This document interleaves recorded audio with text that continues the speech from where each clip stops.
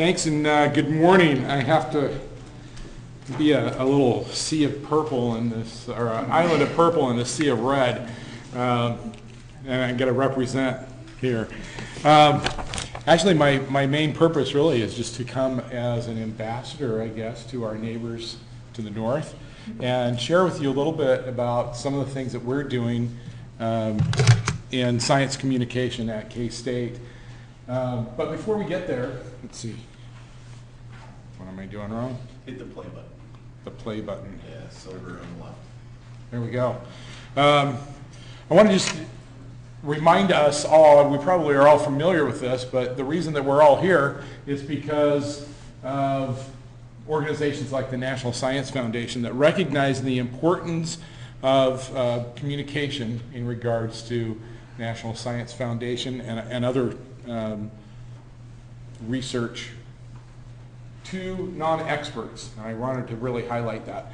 Non-experts are the ones that we need to reach out to and so forth. I should state, incidentally, as Sarah mentioned, I am not a scientist. I am a journalist, specifically a broadcaster and video producer. And so I'm approaching this whole thing from a very different perspective than most of you.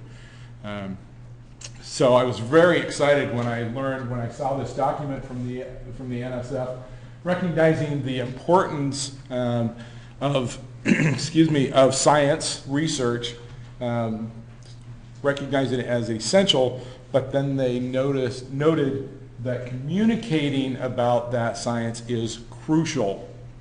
So if you're not communicating about your science somehow, you're missing the boat, and I'm here to help.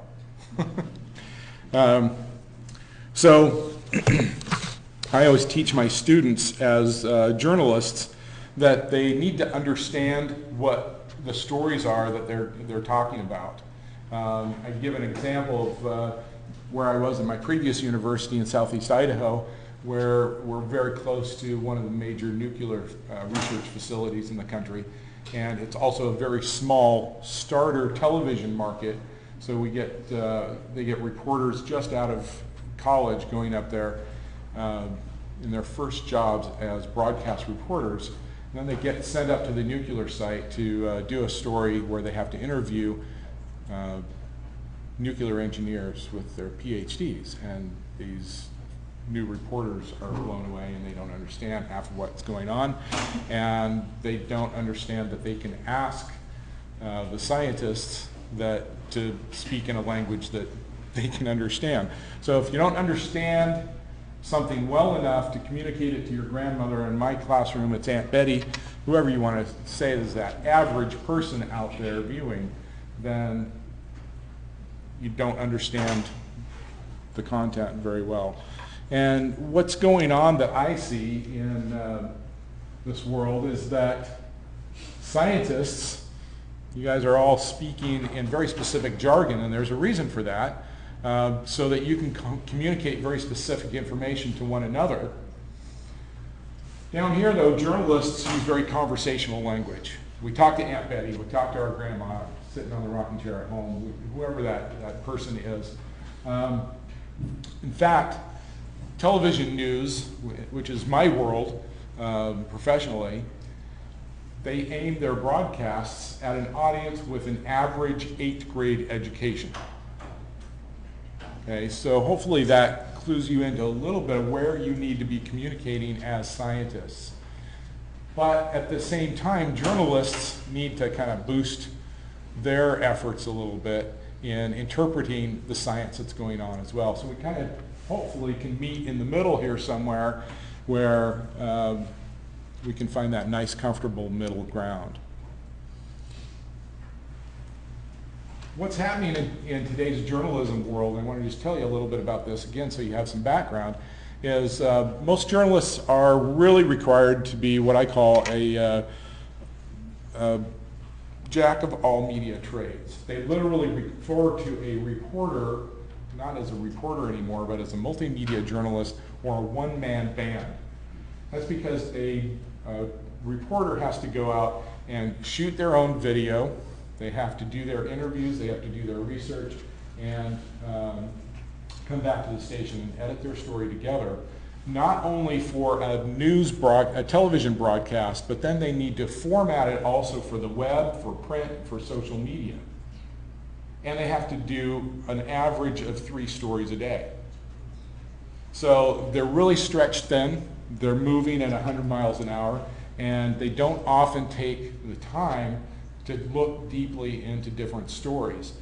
They often gather what I refer to as journalistic low-hanging fruit. And we see that in the news media with the quality of stories that are going out. When we're chasing a white Bronco down the highway and using all of our media resources to cover that event, in the big scheme of things, that's not really that important. A burglary, a politician's faux pas, his off time. In the big scheme of things, those things really don't matter as much as a lot of the things that you guys are doing. But for a journalist whose time is stretched thin, it's easier news to gather. So as a scientist, in order to communicate your information through a journalist, what you can do is learn to be somewhat of a journalist yourself. Start breaking down the information and simplify it, not dumb it down, but simplify so that a journalist can understand it better and pick up that information and run with it. This is what PR people do all the time. It's not uncommon for a journalist to make a career switch later on in life to a public relations position because they know exactly what a journalist is looking for.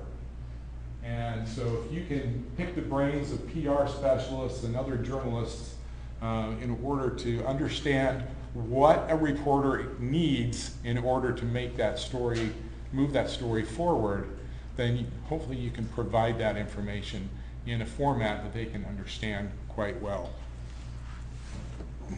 So let me tell you a little bit about what's going on in Manhattan, Kansas, as far as science communication goes. At K-State, we have collaborated with our local zoo, which is not an uncommon theme, as I've heard this morning. They have a program called Behind the Science, which is kind of the umbrella program for many different types of individual programs. So some of the things that they're doing, I'm going to go from the bottom up here. We have a program that mixes K-State graduate students with folks from the zoo in what we call the Science Communication Fellowship. It's an opportunity for graduate students, postdocs, to get a certification in science communication. They work very closely with the folks at the zoo for different types of presentation options. One of those presentations is Science Saturdays. It's a family-oriented event, much like what Sarah was describing with some of the programs that they do at the museum. Kids come, bring their parents, and there's a lot of hands-on stuff going on. The next one is a little bit more mature for mature audiences. We have a place called the Tap House, and we have a program called Science on Tap, where our scientists will go down and give a tabletop presentation. They are required to use some type of visual that cannot be a PowerPoint. Okay, so they have to do something that's, that can be done on a tabletop environment that's interactive, which really is exciting. They come up with some really fun things to do there. And then we also have a program called a Science Cafe, a little bit more casual setting. No requirement to be 21 there. Just come to a local coffee house and we'll talk about science. And those are, again, all of the programs that are going on under the Science Communication Fellowship and Behind the Science things. What I really want to talk about is a program that I started a year ago. About a year and a half ago, I went to Washington, D.C. with a bunch of other new faculty from K-State and met with National Science Foundation and other granting agencies. And I was not too excited about this trip to NSF. I walked in there as a video producer and I thought, there is no way in the world I'm ever going to get an NSF grant, so why am I here wasting my time? I'd rather be somewhere else talking to somebody else that might give me some money for the kind of stuff that I was doing. And I sat there all morning long, just bored to tears. And then later in the morning, there folks from the Office of Public Affairs came in and started talking about communicating about science. And I realized at that moment, hey, I can help with that. And I literally raised my hand and said, hey, I can help you meet this need. So let's talk. And ended up having a conversation with one of their video producers. After lunch, we sat down one-on-one, and I'm known for my harebrained ideas that often don't have a lot of thought behind them. And the harebrained idea that came out of my mouth during this conversation was, hey, why don't we take my video production class and partner with National Science Foundation and find a way to communicate science-based stories. And what came out of that is a program where I'm working with our Vice President for Research at K-State to help me identify NSF-funded research programs on campus, and through that, we use those researchers as our clients in a video production course, and we create videos that promote their science. So we did this class last fall. This fall we're on our second round, and we've had great success from the start. Last year we produced 6 videos. We submitted all of those to the National Science Foundation, and they accepted 5 of those videos. They posted their videos on Science 360 and broadcasting there through the cable television network, the Knowledge Network, and my students got national play for their classroom projects. What's happening with, well, I already mentioned the distribution opportunities that my students have nationwide, which is a great benefit to them in their resumes. What's happening for my students and other journalism students who do stuff like this is that they are improving their ability to interpret complex stories of all types. We're using science stories, but they can apply those same skills to a financial story, a political story, any other type of complex story that they can run across as professional journalists, and be able to really break down the elements and communicate that well and clearly to the viewing audience. They're becoming better storytellers for their local community because they can tell stories that matter to the local community. Stories about what's going on at the zoo, what's going on at the History Museum, what's going on in other places. If you're in a community like Manhattan, Kansas, there's not a whole lot of crazy political stories going on. There's not too many robberies.